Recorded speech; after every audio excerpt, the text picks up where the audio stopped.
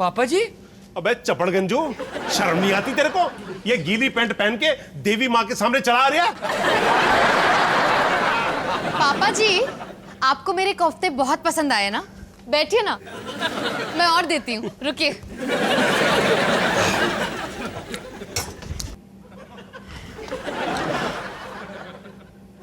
खाइए खाइए, कम से कम किसी को तो मेरे खाने की कदर है। मुझे कदर है माया। पापा जी, फूलों के लिए शुक्रिया। अरे इसमें शुक्रिया की क्या बात है? ऐसे अमृतसरी कोफ्ते बनाने वाली देवी के हाथ तो दूध से धुलवाकर मखमल में लपेटकर उस पे 24 घंटे करोड़ों गुलाबों की पंखुड़ियों की बारिश करनी चाहिए।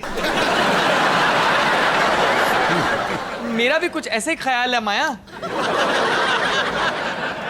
पापा जी, शुक्रिया। इतनी अच्छी बात मुझसे कभी किसी ने नहीं कही है। माया देवी, आपके हाथ बहुत टैलेंटेड है। इन्हें कभी आटे में मत डालिएगा, चिपकू चिपकू हो जाएंगे। काश आपका बेटा भी आप ही की तरह सोचता। ये क्या समझेगा गधे का बच्चा? तो बे, क्यों परेशान कर रहा है अमृतसरी कोफ्ता देवी को? हैं? बहती नदी में लगी आग में नमक मत छिड़किए पापा जी। अबे, बाकी चीजों का प्रयोग करना नहीं आता, कम से कम मुहावरे का प्रयोग करना तो सीख ले।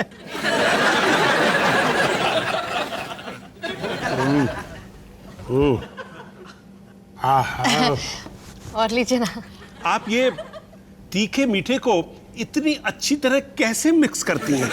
वैसे पापा जी, एक्चुअली तो इसमें किशमिश डाली जाती है, लेकिन मैं छिले हुए अंगूर डालती हूँ। देवी माँ, जो कर रही हो करती रहो, क्योंकि ऐसे टेस्टी अमृतसरी कोफ्ते बनाने वाली औरत का सुख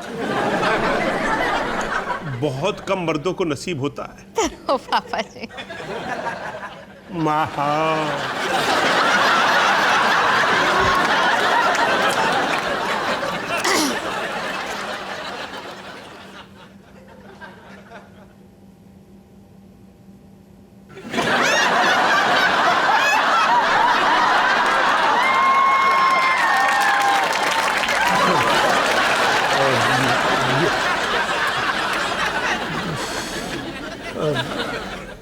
डॉली, तू तो नहाने गई थी ना? हाँ। सब ठीक? हाँ, आपने मेरे लिए गीजर चला के रखा, इसके लिए थैंक यू बोलने आई हूँ। Mention not. पिछले 40 सालों में आपने मेरे लिए कभी भी नहाने का पानी गर्म नहीं किया।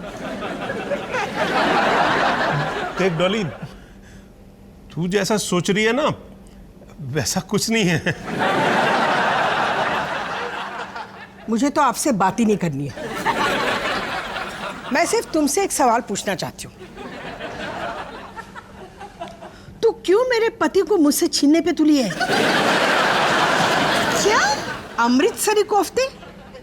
इसके बारे में तुझे कहाँ से पता चला? मैंने टीवी पे रेसिपी देख के बनाया। तो अब तू खाने से मेरे पति का दिल जीतना चाहती है?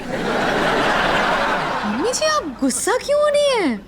इन्होंने बताया होगा हमारे अमृतसरी कोफ्ते का इतिहास तुझे? नहीं डॉली, मैंने माया को कुछ नहीं बताया।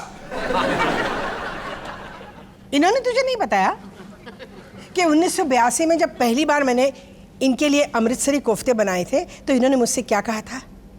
यार, इन्होंने मुझसे कहा था कि डॉली, मुझे लगता है मुझे तुमसे प्यार हो गया है। शादी के 7 साल बाद। तो समझी? देख डॉली, पहली बार आपकी आंखों में मैंने मेरे लिए प्यार देखा था। ये हुआ था जनवरी में और सुमित पैदा हुआ था अक्टूबर में।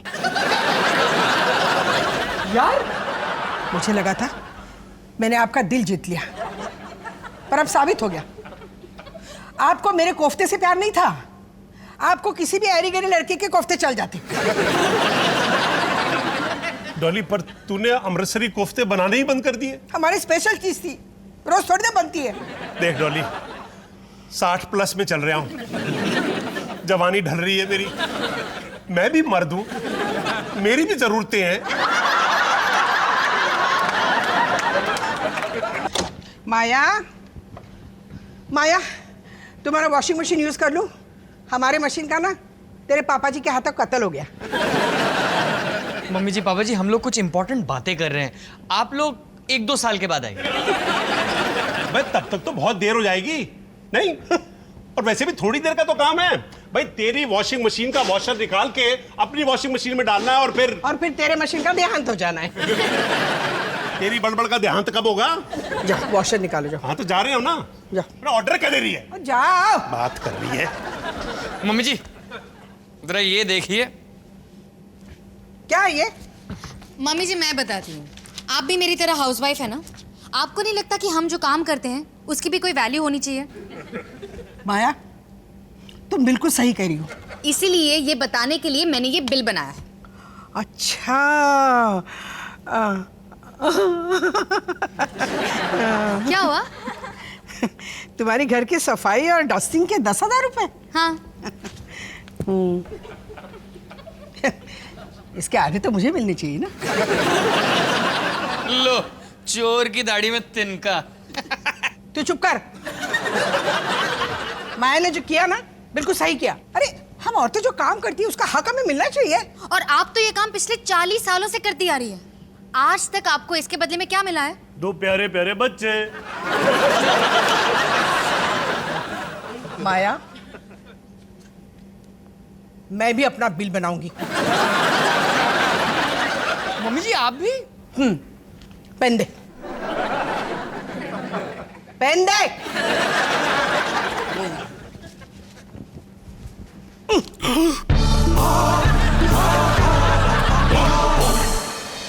40 साल दही कचौरी बनाने के 4,000 महीना। मम्मी जी इमली की चटनी का अलग से। अरे हाँ, यह तो महिला मुक्ति आंदोलन टाइप कुछ चल रहा है। बेचारे पापा जी, अगर मम्मी जी ने उन्हें 40 साल का बिल थमा दिया तो उनका तो दिवाला निकल जाना है। अच्छा है ना, आज पापा जी को अपनी वाइफ की वैल्यू समझ आएगी। माया 40 साल में भटूरे कितने खाए होंगे? 3-4 हजार आराम से। मोनू, अबे यार ये वॉशर निकालने के चक्कर में पूरा ड्रम ही बाहर आ गया। अब इसे वापस फिट करने की कोशिश कर रहा हूं तो साला फिट ही नहीं हो रहा। पापा जी आपने मेरी वॉशिंग मशीन बर्बाद कर दी। वॉशिंग मशीन छोड़, अभी तो पापा जी खुद बर्बाद होने वाले। कौन बर्बाद करेगा बे? मैं। क्यों भाई?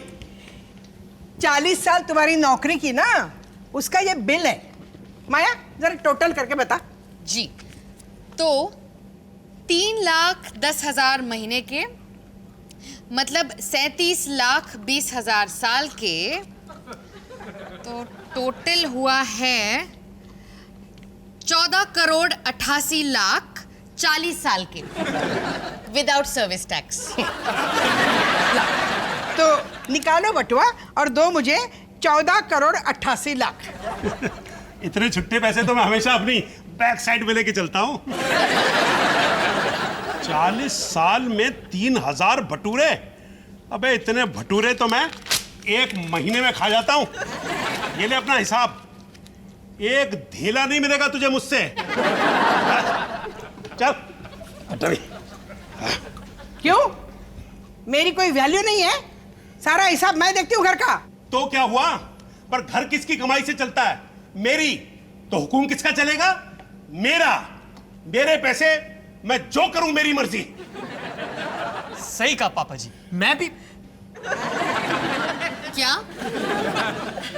ढींगे मत मारो। पैसे तुम्हारे हैं, लेकिन मैं कहाँ कहाँ खर्चा करती हूँ तुम्हें पता भी है?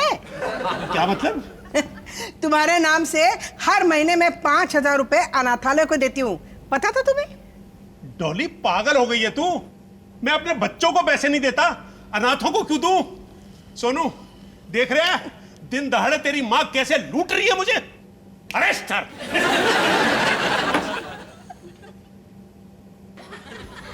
पापा जी मुझे अपनी गर्दन प्यारी है। और बता कहाँ कहाँ डाका डाला है तूने? जाओ ना, खुद जाके देख लो, सारा हिसाब पड़ा हुआ है नीचे। जा सारे कागज दिखा दे इन्हें। सोनू ये चीटिंग का केस मुझे आज ही क्रैक करना है। चल डॉली मैं फिजिकल ऑफेंस बर्दाश्त कर सकता हूं, इकोनॉमिक ऑफेंस नहीं।